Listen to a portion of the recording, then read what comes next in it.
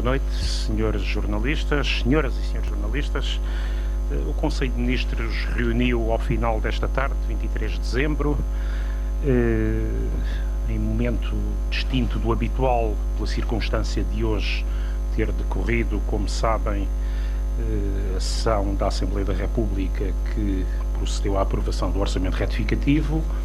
Esta reunião do Conselho de Ministros teve dois temas essenciais que justificam a presença aqui dos senhores Ministros da Educação e do Trabalho, Solidariedade e Segurança Social.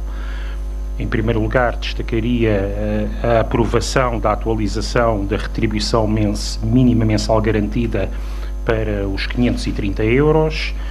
Em segundo lugar, destacaria igualmente a aprovação de uma resolução que delega no Ministro da Educação a competência para a prática de atos a realizar no âmbito dos contratos de patrocínio que visam proceder ao financiamento das escolas do ensino artístico especializado de música, dança e artes visuais e audiovisuais, resolvendo uma questão que era de todos conhecida e que provinha já de anos anteriores. Eu daria a palavra, em primeiro lugar, ao Sr. Ministro da Educação para se referir a este tema do financiamento das escolas de ensino artístico. Muito obrigado, Sr. Ministro Adjunto. Muito boa tarde a todos. Queria então dar-vos conta de que hoje foi aprovada um projeto de resolução no Conselho de Ministros que delega em mim a competência então para a prática de todos os atos a realizar no âmbito dos contratos de patrocínio para os próximos anos letivos de 2015, 2016, 2016, 2017 e 2017, 2018, uma vez que a anterior delegação de poderes se extinguiu com a alteração de governo. Isto é ainda mais importante, como sabem, e como também foi comunicado no dia 17 de dezembro, pelo facto de estarem atrasados os pagamentos dos contratos de patrocínio no que se refere ao financiamento do ensino artístico. Eu tinha, depois de termos chegado ao Ministério, detectámos problemas que eram do conhecimento geral, problemas que tinham sido detectados já em 2014, 2015 e que não foram solucionados através de uma alteração do modelo de financiamento ou da tramitação dos concursos dos contratos de patrocínio. Basicamente, neste ano letivo 2015-2016, voltámos a encontrar uma situação que era absolutamente insustentável e logo depois deste governo ter tomado posse, eu designei um grupo de trabalho que começou a trabalhar no dia 14 de dezembro e que basicamente permitiu que vários elementos do meu gabinete e de outros membros do Governo do Ministério da Educação pudessem analisar ao pormenor todos os processos de contratos pendentes no ensino artístico. Basicamente nós fizemos-lo porque assumimos uma necessidade imediata da resolução de um problema que já tinha sido registado, como disse, em ano anterior e que subsistiu até à entrada deste Governo em funções, sem qualquer ação governativa que o evitasse ou até o corrigisse. Era um atraso de verbas que poderia e deveria ter sido evitado e que não foi antecipado nos vários concursos e que levou também à instrução não adequada dos processos de acordo com a lei, ao contrário do que deveria ter acontecido. É importante também referir-vos, como disse, que o facto disto ter acontecido nestes últimos 2 anos leva-nos e demonstra a necessidade de repensar de forma muito urgente os trâmites em termos procedimentais da celebração dos contratos de patrocínio. E entendemos também que, apesar de todos os problemas verificados no ano letivo anterior e dos que agora também descrevo relativamente a este ano letivo, é importante resolvê-lo o mais rapidamente possível e, para isso, constituímos a tal task force, o tal grupo de trabalho para a resolução e para a instrução de todos os processos. E graças à intervenção deste grupo de trabalho, que, como disse, foi constituído no dia 14 de dezembro, podemos agora anunciar que hoje mesmo o Tribunal de Contas emitiu visto prévio relativamente a 74 processos dos contratos de patrocínio e que neste contexto tinha na sua posse para análise. Estes contratos representam, na parcela respeitante a 2015 do atual ano letivo, um montante de cerca de 16 milhões de euros. Obviamente que os contratos tinham sido devolvidos em primeira análise pelo Tribunal de Contas por deficiente instrução e foram reinstruídos pela nossa Task Force, pela nossa equipa de trabalho, que colmatou as deficiências apontadas. Assim, neste momento, as entidades requerentes, e que são as contraentes no contrato de patrocínio, com este visto prévio e desde que paguem os emolumentos a breve trecho, nós estaremos em condições para proceder ao imediato pagamento das verbas, conforme hoje foi autorizado pelo Tribunal de Contas. Por outro lado, dizer-vos que o Ministério da Educação trabalha, também desde já, numa reformulação de procedimentos que evita a repetição destes lamentáveis atrasos, que nos últimos anos aconteceram, e nesta dimensão também do ensino artístico, dizer que, em termos de política educativa, é a nossa intenção cuidar de que a justiça para com os docentes, as escolas e os alunos possamos ter uma maior transparência processual e uma normalidade letiva e que passe basicamente a ser a regra e não a exceção, como aconteceu nestes últimos 2 anos. Muito obrigado, Sr. Ministro. Passava já a palavra ao Sr. Ministro de Trabalho para nos falar da atualização da retribuição mínima mensal garantida. Muito obrigado, Sr. Ministro. Boa noite a todas as senhoras e senhores jornalistas. O Conselho de Ministros aprovou o decreto-lei que fixa o valor da retribuição mínima mensal garantida, também conhecida por salário mínimo, em 530 euros.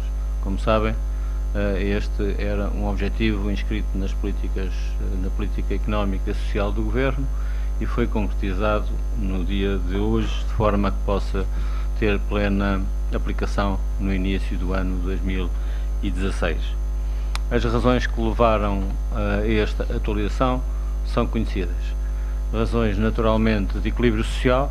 O salário mínimo desempenha hoje um papel muito importante nos equilíbrios sociais dos setores com menos rendimentos das famílias portuguesas.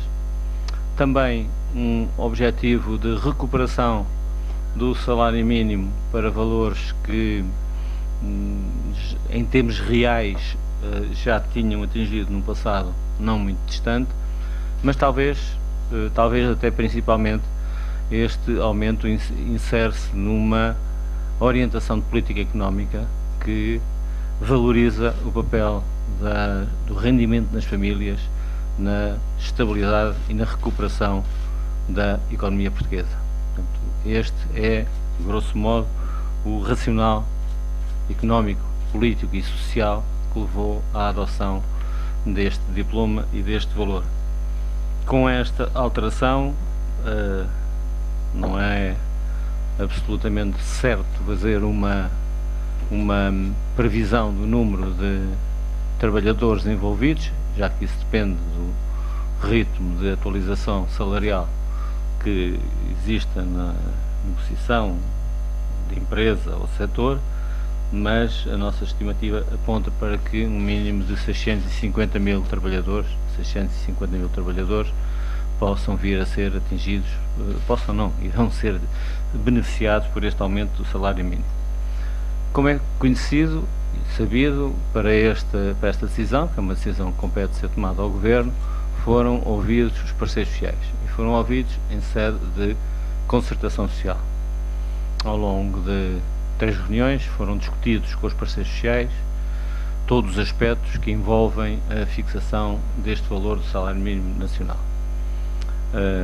Foi desenhado um projeto de acordo de concertação que tinha por referência precisamente este valor. Houve da parte dos parceiros obviamente levantar de problemas, dúvidas, questões, mas houve também um entendimento muito generalizado que era possível construir um acordo com este referencial de 530 euros para o salário mínimo nacional. Isso implicava, naturalmente, como acontece nos acordos de concertação social, algumas medidas adicionais que facilitassem este tipo de alteração, de evolução. Por razões que se prendem com a discussão desse tipo de apoios, todos conhecem que estou a falar de uma redução para os trabalhadores abrangidos pelo salário mínimo nacional da taxa contributiva da responsabilidade dos empregadores num montante de 0,75 pontos percentuais. Portanto, esse ponto já não mereceu acordo, e depois a posição de alguns parceiros no sentido de condicionar o seu apoio a esse acordo à existência de uma unanimidade na Comissão Permanente não tornou até agora impraticável a possibilidade de celebrar esse mesmo acordo. Quero eu dizer com isto que não foi a questão dos 530 euros, mas outras questões com elas associadas que tornou impossível, até à presente data, a celebração de um acordo sobre o salário mínimo nacional na concertação social. No entanto, e porque esse valor de 530 euros esteve sempre como referência do trabalho da concertação, também por isso, e por corresponder a um compromisso do Governo, o Conselho de Ministros decidiu, obviamente, adotá-lo hoje e iniciar com isto o processo legislativo que conduzirá à fixação deste valor do salário mínimo nacional. Estou à vossa disposição para qualquer esclarecimento. Muito obrigado. Queríamos talvez perguntar primeiro se há questões colocadas ao Sr. Ministro da Educação. Por favor. Da RTP, a pergunta que lhe faço é, havendo um pré-aviso de greve para dia 4, se estas informações já foram comunicadas aos parceiros, neste caso às federações sindicais, e se este pré-aviso se mantém? Bom, relativamente ao facto do pré-aviso de greve se manter ou não, isso é com as organizações sindicais, como é óbvio. Esta é uma informação que chegou recentemente, que chegou, como eu disse, hoje mesmo o Tribunal de Contas emitiu o visto prévio relativamente a estes 74 processos dos contratos de patrocínio. Obviamente que agora isto é uma boa notícia acima de tudo para os contraentes os requerentes, as entidades requerentes. Neste momento agora informaremos também os nossos parceiros. Nós tínhamos dado conta aos sindicatos do processo, do diagnóstico primeiro da situação e depois de todas as medidas que tínhamos tomado para a sua resolução a mais breve trecho, e oportunamente, como é óbvio, informaremos também os sindicatos e também as escolas, principalmente as escolas que receberam agora este visto prévio, os contratos que receberam que estão abrangidas por estes contratos, para que efetivamente saibam que a breve trecho o pagamento vai ser feito.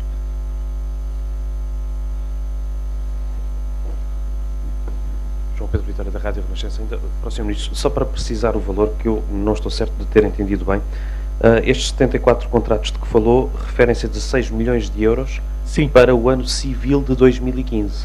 Na parcela respeitante a 2015, sim, do presente ano letivo, sim. Obrigado. Mais alguma questão? Então vamos passar ao Sr. Ministro do Trabalho, se bem percebe. Questões então para o Sr. Ministro do Trabalho? Novamente a RTP iniciar. RTP. Gostaria de ouvir um comentário seu às declarações do ex-primeiro-ministro Pedro Passos Coelho, que diz que este aumento do salário mínimo vai representar um potencial aumento também no desemprego. Muito obrigado. Bom, é a opinião do Dr. Pedro Passos Coelho. Como eu expliquei, o objetivo do Governo não é, naturalmente, produzir desemprego com o aumento do salário mínimo, é, ao contrário, auxiliar a economia portuguesa com um novo impulso também do lado do rendimento das famílias, em particular das famílias com menores rendimentos. É um ponto quase unânime na sociedade portuguesa e unânime na concertação social que o valor do salário mínimo é um valor baixo. É também, naturalmente, salientado por alguns analistas e por alguns parceiros que, apesar de baixo, ele poderá colocar problemas a algumas empresas. E é por isso que se trabalhou no sentido de um acordo com apoios para que ele fosse mais facilmente absorvido por empresas com maiores dificuldades. Mas, no conjunto, aquilo que nós estamos convencidos é que este referencial, que, repito, serviu de base a um documento que não obteve nesse aspecto a rejeição de nenhum parceiro, a rejeição absoluta de nenhum parceiro. Todos os parceiros estavam disponíveis para subscrever um acordo na base dos 530 euros. Os pontos de divergência, como eu há pouco referi, prenderam-se com a questão dos apoios a conceder às empresas e a questão da existência ou não de unanimidade no seio da Comissão Permanente. Esse, de facto, é um facto conhecido e, portanto, penso que há alguma precipitação de alguns responsáveis políticos, porque se há alguém que tem condições para avaliar se é possível um tipo de evolução do salário mínimo desta natureza, são naturalmente os representantes dos empresários e os representantes dos sindicatos. Gostaria, aliás, de dizer que continua a funcionar na concertação social e com a vontade expressa da generalidade dos parceiros, um trabalho no sentido de procurar um acordo de médio prazo para a evolução do salário mínimo nacional. E posso, aliás, adiantar-vos que já depois da última reunião, alguns parceiros se me dirigiram no sentido de ser possível, no âmbito dessa discussão, voltar a colocar a questão do acordo para 2016. Portanto, a questão do acordo para 2016 não está ainda completamente encerrada e, se for vontade dos parceiros, poderemos ainda encontrar um entendimento, se não da totalidade, de uma maioria na Comissão Permanente da Concertação Social, sempre tendo como base o referencial dos 530 euros.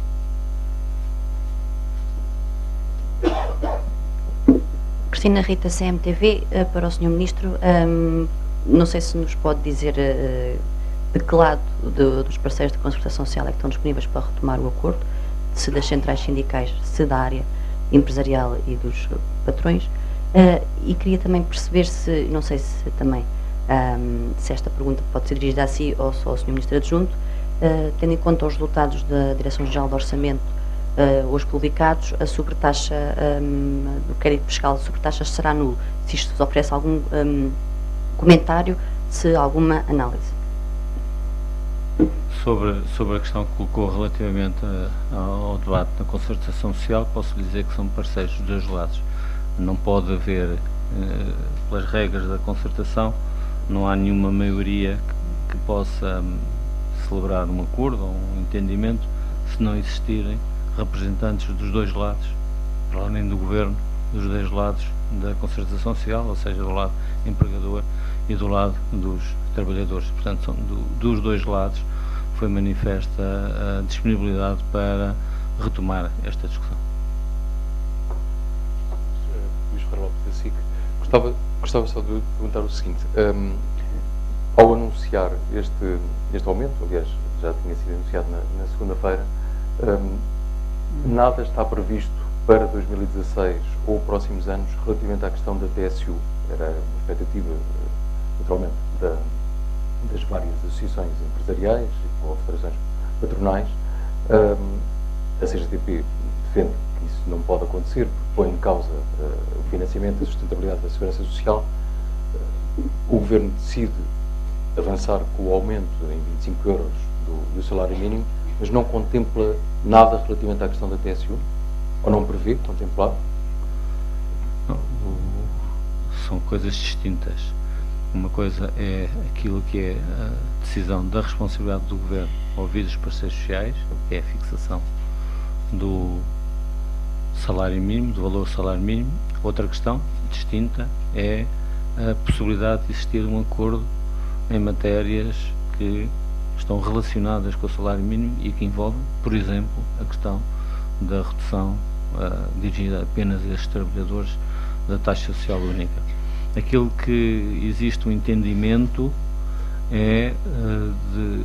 aponta no sentido de que estudar todas as alternativas possíveis para que, no âmbito do acordo de médio prazo, se possam encontrar outras alternativas que facilitem a absorção por parte das empresas mais frágeis deste crescimento do salário mínimo e, portanto, todos os parceiros manifestaram disponíveis para procurar outros caminhos, obviamente todos estão sempre também disponíveis, todos têm sempre a possibilidade de levantar a questão da taxa social única no âmbito deste tipo de negociação.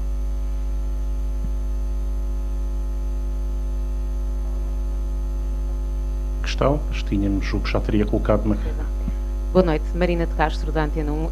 Eu gostaria de insistir aqui na questão feita pela minha colega.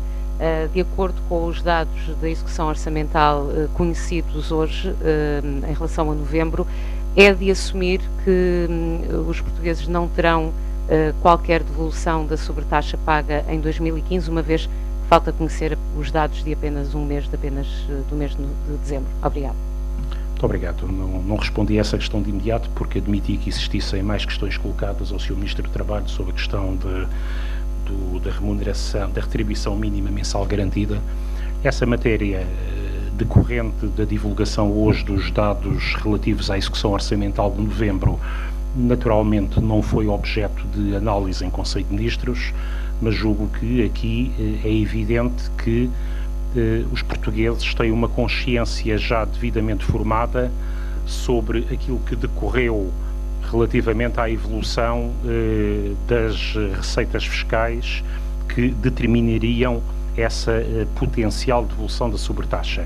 As circunstâncias que determinaram o seu crescimento significativo até ao mês de setembro e o desaparecimento dessa variação desde setembro. Sobre isso, os portugueses já tiraram conclusões. É fundamental olhar para o futuro e, nessa medida, o Governo, naturalmente, congratula-se por a Assembleia da República ter, no passado dia 18, aprovado uma iniciativa legislativa que fará com que a esmagadora maioria dos portugueses, em 2016, ou não paguem sobretaxa ou tenham uma redução muito significativa da sobretaxa. Não verifico mais questões. Peço desculpa se eu soubesse, tinha colocado todas de uma vez. Ainda sobre o facto de hoje ter sido aprovado o orçamento retificativo e, por outro lado, também tendo em conta estes resultados da execução orçamental, eu gostaria de saber, em relação ao processo de venda do BANIF, se a Comissão Europeia deu alguma garantia que este encargo não vai entrar no cálculo do déficit no âmbito do procedimento por déficit excessivo. É um facto que ainda faltam os resultados do mês de dezembro, esses só serão conhecidos em janeiro, mas eu queria saber se há garantias da Comissão Europeia, uma vez que esta solução foi acordada com eles. Por outro lado, gostaria também de saber, uma vez que estava prevista a entrega do plano de orçamento para 2016 no início de janeiro, se isto se mantém. Relativamente às questões que coloca, eu diria o seguinte: quanto ao impacto da operação de venda do BANIF e de resolução do BANIF, fundamentalmente constante do orçamento retificativo hoje aprovado no procedimento de déficits excessivos, o Sr. Ministro das Finanças teve já a oportunidade de se pronunciar, no sentido de que estamos a falar relativamente a uma operação de natureza extraordinária que não afeta aquela que é a evolução da tendência orçamental das finanças públicas portuguesas relevante para procedimento de déficits excessivos. Mas, naturalmente, nesta matéria é fundamental que primeiro o INE e depois o Eurostat exerçam as suas competências e, como sabemos, a primeira notificação é feita no final de fevereiro. Relativamente à apresentação do draft de orçamento, como disse e confirmamos, ela decorrerá durante o mês de janeiro. Muito obrigado, desejava um bom Natal a todos.